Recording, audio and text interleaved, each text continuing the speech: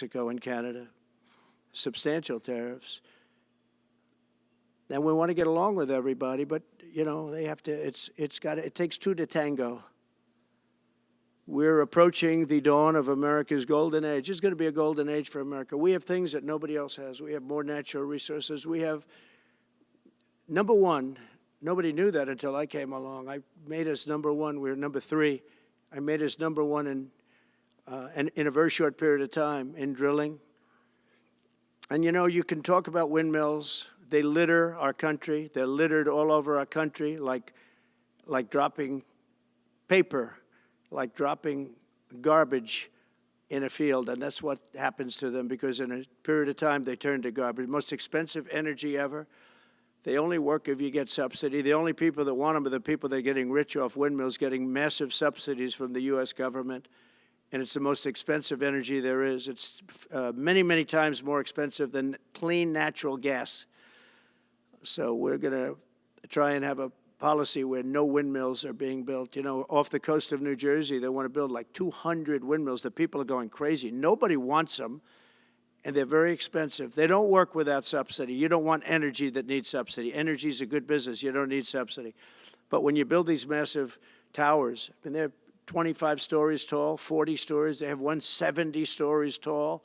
The blades, they take 3 ships to ship them. It's crazy. They're dangerous. You see what's happening up in the Massachusetts area with the whales, where they had 2 whales wash ashore in, I think, a 17-year period.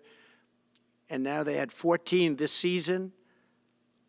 The windmills are driving the whales crazy, obviously. And they had actually over, I think, 125 or something over a number of years.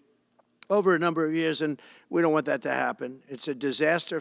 It's amazing the way a true environmentalist would say, oh, we love wind. It sounds good, but that's about where it ends.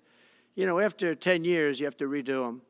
And what happens is they don't do that. They let them stand and they rust, and they say, because of the environment, I'm not a believer in this, but they say you can, because it's a certain fiberglass, that the blades cannot be buried in earth, that's an environment. So what do you do with them?